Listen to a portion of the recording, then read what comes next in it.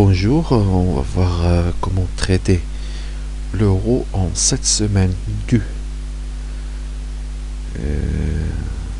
deuxième semaine d'avril 2014. Je pense que l'euro ne doit être traité que sur des seuils clés. On va voir comment. Il y a certes une dynamique baissière qui a commencé, mais qui reste à confirmer parce qu'il y a 1,35 et 1,36 qu'il faut casser.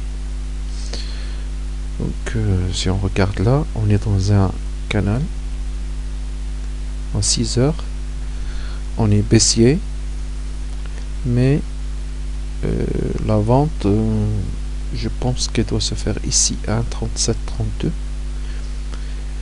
Si jamais un 37,32 est cassé, on peut retourner jusque là, la borne haute du canal, ou un 37,98 qui, si elle casse, la paire retourne à la hausse comme elle était avant.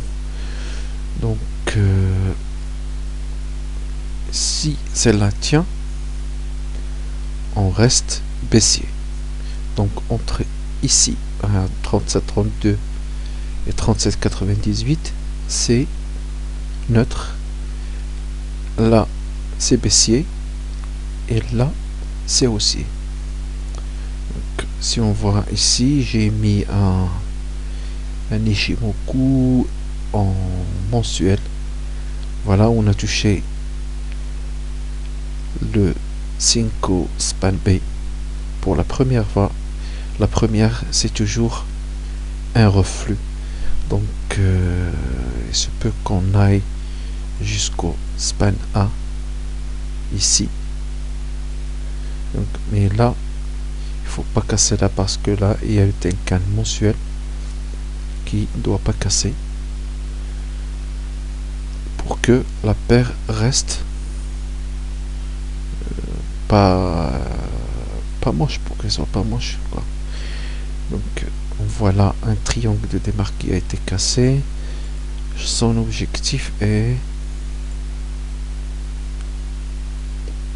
presque la borne basse du canal.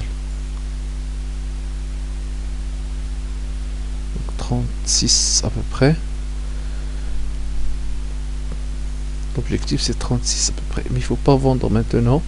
Il faut attendre un petit rebond jusqu'à 37-32. Et puis des mèches et des bougies reverse ici pour vendre. Ou alors, si on retourne ici, ça devient neutre. Donc à mon avis, vente là. Si on monte ici, on va jouer l'orange. Vente ici et achat ici. Si on casse là, on va vers 36,60. La cassure de 36,60 mène vers 36,29.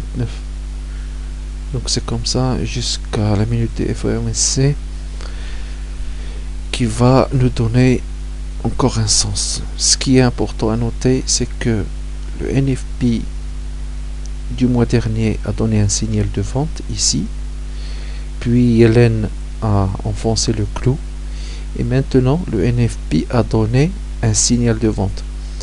C'est difficile de casser une tendance haussière forte comme celle-là. Donc ça veut dire qu'on va vivre un moment difficile avant qu'une baisse se soit installée. On n'a pas encore cette baisse parce que là on a une TE daily, on va la voir.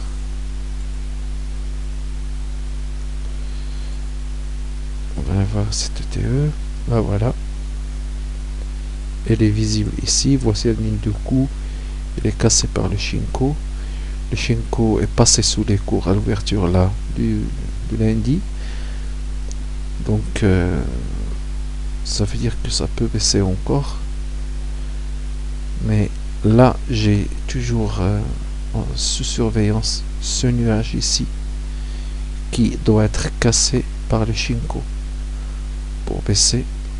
Et encore, il faut pas être trop gourmand à la baisse, parce que là, il y a le Tenkan mensuel.